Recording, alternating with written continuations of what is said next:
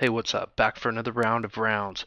So, the guy who is just one of like at least 10 people that I saw on the Senate chamber floor. Of course, some dude takes off his shirt, paints his face, puts on some horns or whatnot, goes and stands behind a thing and flexes, and it's like, oh, we're gonna pick this guy, right? And I don't think he was so much picked as he was selected very specifically for this purpose to come in and pretend to be this like outcast Trump supporter. You know what I mean? Like, of course, if you're paying attention to the narrative, it's like, oh, Q sent me, right? Q sent me this him supposedly in like probably Phoenix, Arizona. He showed up maybe to a very few protests over there, or was counter protesting. I've heard that narrative and stuff. I haven't found a whole lot more than these types of images, his name and the images around here. So it's like, oh, Q sent me, right? Here's this radical Q guy. You never see him really in any of these pictures with anybody else, and I'm not saying that Q didn't send him. I think Q's crap. I just said it. I think Q's a big load of fucking bullshit. So I wouldn't be surprised if there is a Q and they did send him. You know what I mean? But I'm saying that from a person who you might think would think Q's the shit. I don't. You know what I mean? I think they mix in a bunch of truth with a bunch of lies to lead people right off a fucking cliff. So I think this is what I've been telling people. I've been saying Q's crap. Fuck it, don't follow it. You know what I mean? Don't follow it. It's bullshit. Even if you think you agree with most of what they're saying and they're your only hope or something, you're getting suckered. And I'm about to show you one little piece of that shit cake they're feeding you. Okay, so you've probably seen a lot of these images and stuff with this guy and some of his friends here. One of the things they pointed out was, one of the things I pointed out actually. Let me see if I can get a closer image. It tries to send me the stupid website. Okay, there we go. Okay, it's three horns. If you notice, he's got these triangles, right? There's three triangles, 3 points, three horns right there. How many horns is he carrying on him? 1, 2, 3. Okay, do I gotta fucking spell this out for you? People need to wake the fuck up. I'm sorry. You know what I mean? Wake the fuck up. This is what's going on. It's not the petty little surface stuff, and it's not the secondary stuff that they give you either. Both of those games are rigged. You gotta look below the surface, and it's the shit ain't nobody gonna talk about, I'll tell you that much. Okay, I'm not gonna get much into it any further than what I've just said, but I'm gonna elaborate on that part of it. For one, there's a bunch of cops and reporters standing right behind this line right here. They could easily take all these people right here. This is a rigged game. You know what I mean? These people, this guy admits in interviews that he was allowed in. He was one of those people. Whenever you see the footage where it looks like the police are supposedly just letting people in, I wouldn't be too surprised if you found this guy not far behind. I have yet to see more than one image, a still photo that looks like it's him supposedly at the Capitol, but I don't see any imagery of him at the Capitol. I'm not saying that whatever he was snuck in, but he could have been until I see otherwise. So that's what I'm going to mainly talk about is the horn symbology, which I did point out in my last video. There's a lot more going on, but that's up to you to decipher and decide about. Another thing is, speaking of three horns, what they were talking about is this guy's tattoos on his hand that's with him right here. This guy right there. Let me see if I can find that image. Oh, it's a really bad version of it. But right here, okay, it's not too bad. You can see the imagery, the tattoo imagery on his hands, if this will ever load. If I just right click and view image, we could probably see it. And then zoom in here.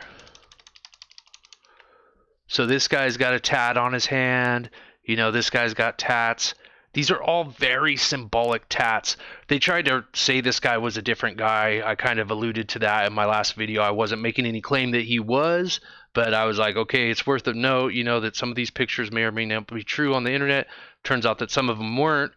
Some of those people have supposedly retracted those statements, and one of them was that somebody had said something about him, and they're like, oh, I realized because of the tats on his hand, and the other guy, it's not the same dude.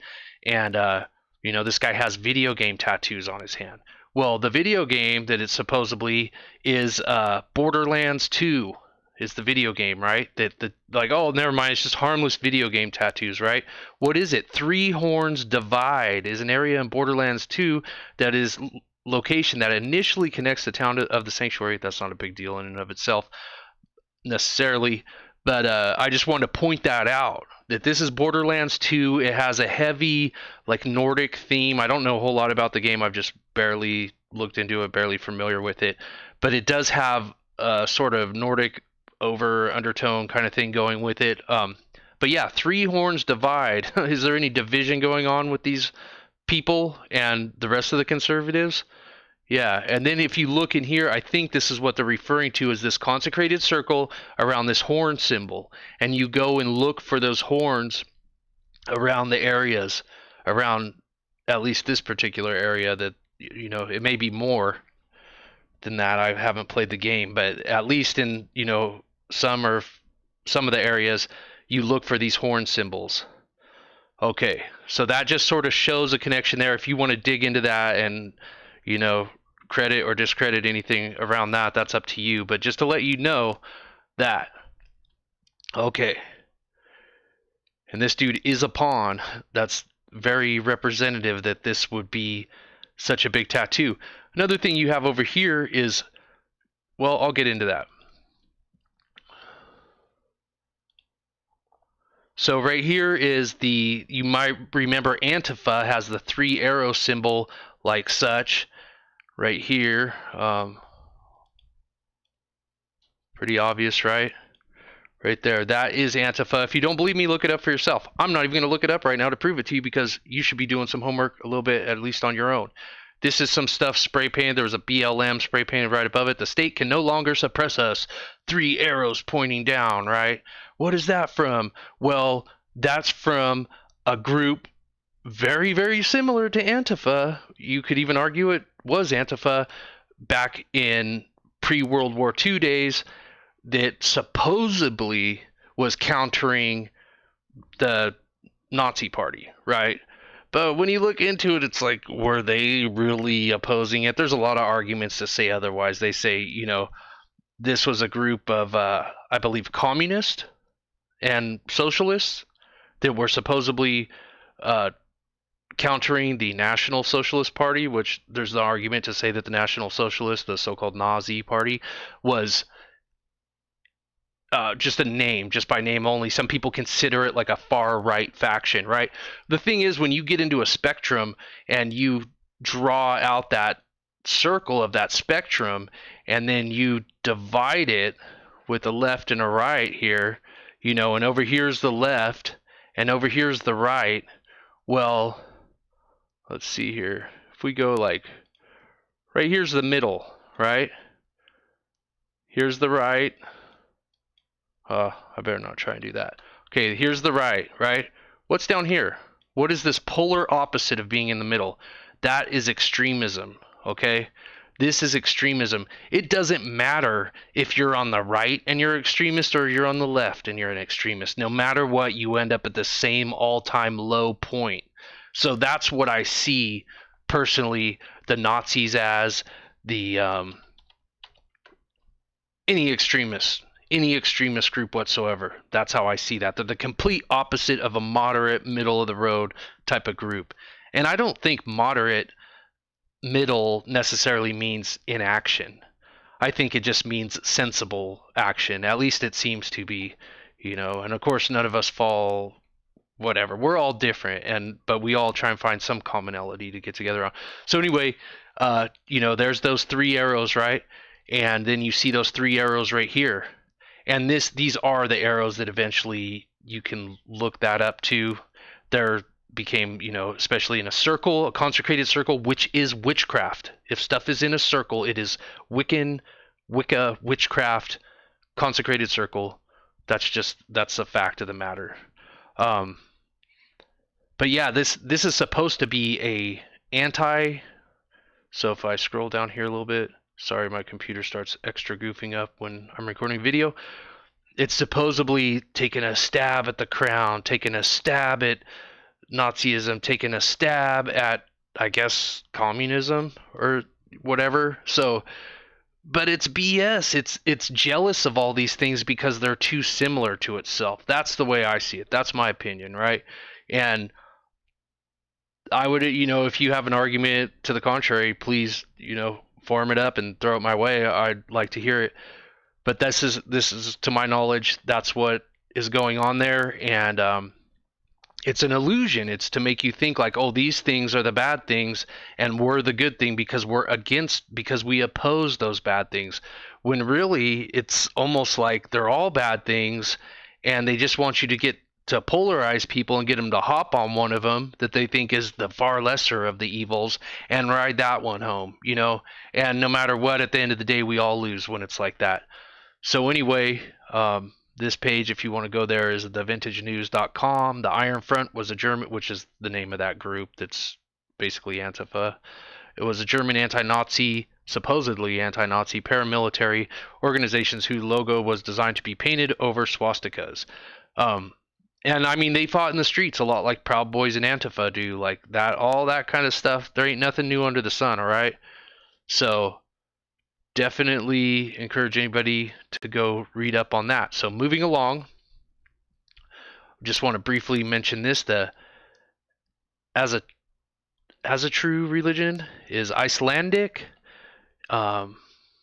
ancient from flourished across northern Europe. Modern revival founded in Iceland. Ancient form has no founding date. Modern revival founded in the 1970s. No founder of ancient form. Whatever. All these things are always half-assed too. You got to dig in because there's always, there's the modern, the older, and the ancient history. And a lot of times they act like most likely that, oh, it's just the modern history. We're unsure. Even those three arrows. I think I was reading about that I don't want to say, I can't remember, but I was reading up about it and they were like, oh, that's something used by Antifa. We don't know what any history of it is. And I just showed you some history of it. Would barely, just a simple search like, oh, they're not even going to do a little simple search and say, hey, this is related to this movement in Germany in the 30s or something. So sacrifice of food or drink, toast to the gods, shamanism, less frequently celebration of solstice holidays, 9 noble virtues as moral code, summer finding, winter finding, midsummer, Yule. Very heathen, very Germanic, Nordic, North Europe, like ancient white people stuff. That's what you want to think of it as. Is a modern revival of the pre-Christian Nordic religion as described in the Norse epic Eddas. So anyway, that's that, just to kind of like brush against that. Okay, here's the tattoo off dude's chest, right? So if you look there, it's 3 interlocked triangles, 3 interlocked horns, if you will.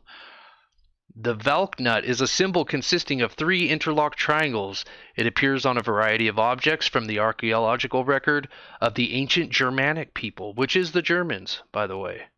That, and I guess you could say more. So the term Valknut is derived from the modern era, and the term or terms used to refer to the symbol during its historical employment is unknown. Yeah, sure. Scholars have proposed a variety of explanations for the symbol, sometimes associating it with the god Odin, and it has been compared to the 3-horn symbol found in the 9th century Snoldalev stone, to which it may be related. The Valknut receives sporadic use in modern pop culture and is again associated with Germanic paganism by way of its modern-day revival. So Germanic paganism, which is definitely, if you're a Bible believer, it's anti-biblical. And then it says, heathenry. So there it is, Germanic paganism, Germanic neo-paganism, whatever. I'm not trying to judge people who believe in that or practice that, but I am pointing it out to, these are people that believe in mystery occult religions. And that's just something you got to accept and get over. And if you don't accept it, then you're dumb.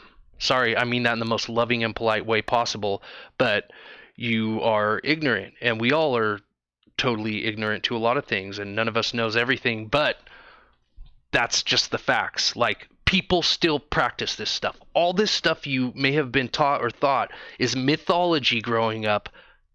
Lots of people seriously believe in, probably even arguably more than you believe in your own religious beliefs. So realize that. The Valknut appears on a wide variety of objects found in areas inhabited by the Germanic people. The symbol is prominently featured on this river ring. Goldfinger dated around 8th, 9th centuries. A wooden bed in the Viking Age ship buried near Norway features carving of the symbol on an ornately styled bedpost, and the tapestry fragments, partially preserved tapestry found within the ship burial. So they're just pointing out places that it's appeared. So it boils down to the fact that, it's very symbolic, obviously, and it's the 3 points, the 3 arrows, the 3 horns. So you can see that's a recurring theme with this guy's get up here. You got the 3 horns on his chest, and then the 3 horns here that he's sporting. In modern use, it plays a role in modern heathenry, which also turned heathenism. Paganism, like I just covered, is a modern pagan religion. Scholars of religious studies classify it as a new religious movement developed in Europe during the early 20th century. So, yeah, I could go on about that, but I'm not going to. And plus, I would just forget a lot of terms that I'm not well versed on that I would want to bring up. So numerous explanations and interpretation of this symbol are given, and that's very true. There is always multiple interpretations of a symbol, and most always often is the further you go back, the more heavy and powerful that meaning is, so to speak. So it's like you might hear the peace sign means peace today, but the further you go back, the more you find out it means exactly the opposite of that. And anybody who's into symbology, I think, would agree that the more ancient meanings are the more prominent, maybe not prominent, but should be, because they are the more weighted meanings. The stuff that seems like a more modern interpretation is just icing to cover that turd, so that modern day people like, oh yeah, you just throw up a peace sign everywhere, or throw up the hook'em horns, or whatever it is you think you're doing. It has a very satanic overtone when you really know. It's not just an undertone, it's an overtone once you know what it means. And of course, right here in Civilization 6, the Valknut is the national symbol of Norway, which, Nordic, Norway, all that, that's all the same thing. So I guess that's about everything of interest off that page to do with that. And then you come in here. Oh, I don't know if I've read about how it overlaps with this in there to you. But anyway, it can be considered to have some overlap with this triple goddess of neo-paganism. So the triple goddess is a deity or a deity archetype revered in many neo-pagan religious and spiritual traditions. In common neo-pagan usage, the triple goddess is viewed as a triunity of 3 distinct aspects or figures united in one being, which is supposedly where possibly even the biblical narrative, which isn't in the Bible per se, that Trinity thing that a lot of churches push. I mean, I don't necessarily want to say that I think, I do consider myself somewhat of a biblical scholar. I need to improve at that, but the Trinity doesn't seem to be in the Bible anywhere per se. But there are a lot of people that push that, like, oh, the Father, the Son, the Holy Spirit, and I'm not trying to say that's right or wrong, is what I'm getting at.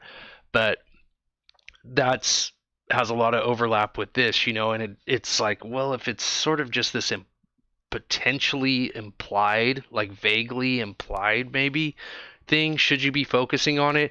And you've got to wonder, like these so-called enlightenment groups, people think there was this age of enlightenment, it's just, look at reality and go back and study history and stuff. People were enlightened well before the Enlightenment period. That's just what one group called themselves. Like, look at politics today and all the chaos and bullshit, and apply that to the past, because there ain't nothing new under the sun, right?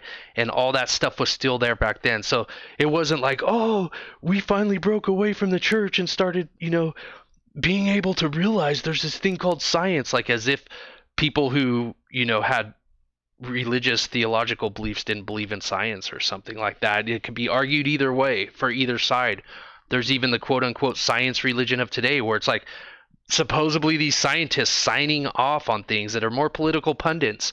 And when you look at it, you're like, this is not backed by science. Yeah, you have a degree in molecular biology or whatever you supposedly have a degree in, but you're not, that doesn't necessarily mean you're talking science. You're talking whatever. But these people have a loyalty to these groups. They have a loyalty to these groups that supersedes government or family or anything, okay? This is their family. And that's just putting it very lightly. So everything that goes on with this stuff supersedes everything else in the world. And they're very hush about it. But at the same time, they're blowing it right in your face like a bullhorn, aren't they? You know what I mean? I could say this dude's hush about it because he's not talking about it, but it's written all over him. This dude is a billboard for anybody who wants to do any investigation right here. So is this dude. You know what I mean? They're total billboards if you just open your eyes. But the thing is when you open your eyes and you start digging into this symbology, don't be seduced by it. That's my recommendation. You're welcome to do whatever you want. You go live your own life, but you can get seduced by this because there is so much hidden mystery knowledge that you'll think like, oh my God, this, you might be lured in to think like, this is the way, this is the light, these guys know what's up, right? If I'm not talking about the stupid stunt scenario crap from the Capitol, I'm talking about if you dig in, you know what I mean? There's a lot of very knowledgeable people in these kind of groups and stuff, and they'll lure you in, and maybe even innocently. I'm not trying to judge them. Maybe they think they're really doing good by doing that. I don't. I think that ultimately their leader is, a lot of them will admit, yeah, their leader is Lucifer, the light bearer, and they'll spin that into a whole positive thing. And you know what? There's a whole argument there to be made about that. But my side, when I walk away with my facts and everything, I feel like no, that Luciferian figure is an imposter. That's what I walk away with. That's my personal belief. So right here, the triple goddess, three distinct aspects or figures united as being of one. This also applies to males too, in a different but similar way. These three figures are often described as the maiden, the mother, and the crone, which is an old angry lady, but wise, each of which symbolizes both the separate stage and these are similar, like a virgin, and then the mother in the middle of life kind of thing. So there's the mother goddess. That's a whole set of rabbit holes right there. All those people who are worshiping Mary, pay attention to that whole, dig in on that one. Each of which symbolizes both separate stage in the female cycle and the phase of the moon, often rule one of the realms of heavens, earth, and underworld in various forms of Wicca. Her masculine consort is the horned god, which I do have open. Okay, I think I'm going to jump over to that one. So, yeah, this is definitely something to read in. Like, there's a lot of stuff going on here. Diana the Huntress, all this stuff. It's pagan. There's a lot of people out there who study and believe this. I can't even begin to explain. A lot of you know who you are, but there's a lot of people who don't. The horned god is one of the two primary deities found in Wicca and some related forms of neo-paganism. The term horned god itself predates Wicca and is an early 20th century syncretic, I guess maybe is the way you say it. That is a Greco-Roman statue right there, by the way. That is not like, okay, anyway. Term for a horned or antlered anthropomorphic god, partly based on historical horned deities. Hey, there's Pan. Okay, total pagan satanic, right? I'm just pointing it out. I'm not judging. Is this guy not wearing a horn? Now, the next thing to pay attention to is this animal symbology going on right here. This is an animal head, right? This is a beast head. It's not just the horns, the three horns we see here, but also the beast head. So we go in here, and the horn god represents the male part of religion. To the female triple goddess of the moon or mother goddess. In common Wiccan belief, he is associated with nature, wilderness, sexuality, hunting, and the life cycle. While his depictions of the deity vary, he is always shown with either horns or antlers upon his head, often depicted as being, I can't pronounce that word, having a beast's head. Theriocephalic. having a beast's head. Okay, we got the horns and we got the beast head. Check, check. In traditional Wicca, British traditional Wicca, he's generally regarded as a dualistic god of twofold aspects, bright and dark, night and day, summer and winter. Ready for part 3? We got dark bricks over here. We got light bricks over here. Light and dark, winter and summer, all that stuff. That's dualism. Tell me it isn't. You think this guy went and just got tattooed bricks for no reason? Somebody who's this interested in this kind of Nordic symbology here? No. Those aren't happenstance. Those are there for a very specific reason. And I've seen another picture over in that row of pictures where you can tell there's some, fancy stuff going on the shoulder there and everything. What you're welcome to your own interpretation on all that. But in a nutshell, it's dualism. It's the light and the dark. In this dualistic view, his two horns symbolize in part his dual nature. The use of the horns to symbolize duality is also reflected in the phrase on the horns of a dilemma. The three aspects of the goddess and the two aspects of the horned god are sometimes mapped onto the 5 points of the pentagram, although which points correspond to which deity aspects varies. In some other systems, he is represented as a triune god, split into 3 aspects that reflect those of the triple goddess: the youth warrior, the father, and the sage. The horned god has best been explored with several psychological theories and has become a recurrent theme in fantasy literature. So right there you can see there's the two horns of the dualism, and then he's carrying the third horn also. And if you think I'm exaggerating that, cool, you're welcome to your opinion, first of all. But second of all, you don't know shit about symbology, because somebody who could pack that much symbology into one can is going to do it. You know what I mean? And you can see with his tattoo stuff going on here, he is definitely all about symbology. Okay, there is not one drop of ink on his body that you can see that is not about 100% pure symbology. Okay, so if you think anything about the way he's carrying himself is non-symbolic, then yeah, you're on your own. So then we get over here, trident. This is, I'm sort of jumping here, I'm not necessarily making a direct connection for the trident thing, but anyway, that's the horned god Wikipedia page if you want to continue reading on that stuff. On the trident here, which is the thing carried by Poseidon, Neptune, people like that, is this 3-horned pitchfork thing, right?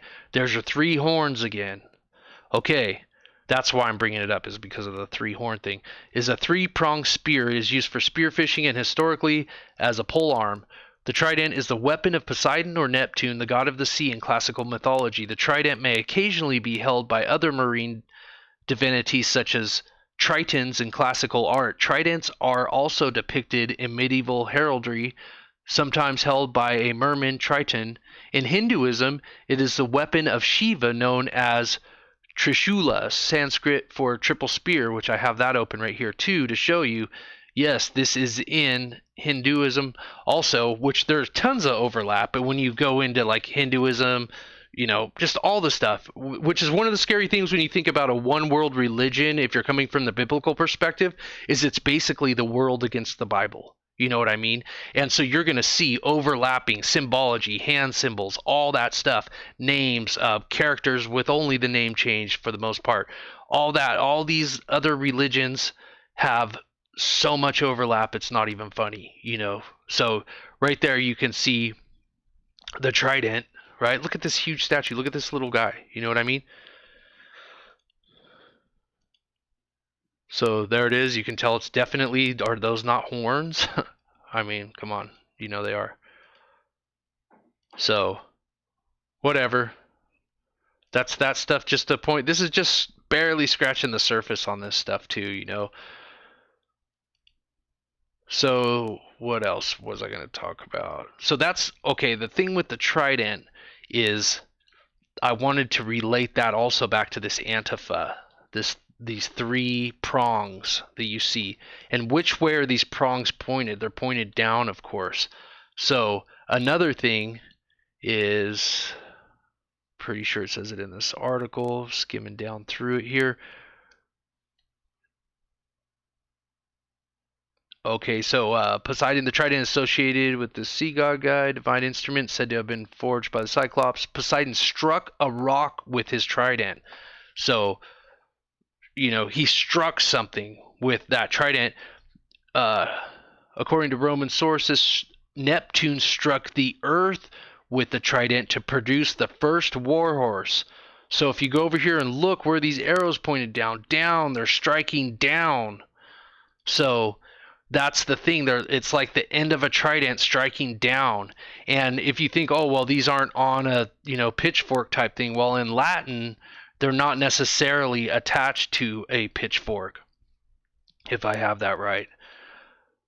So, also known as an earth shaker. There's something in here where it says it's about bringing change. You know what I mean? It's about not only bringing, this striking down with this supposedly this massive earth shaking change, but also it's if you look up prong itself, the actual definitions for like the word prong, they can also mean to like bind and choke and things like that too. So it's like it's a binding and choking change, maybe, you can interpret it like that.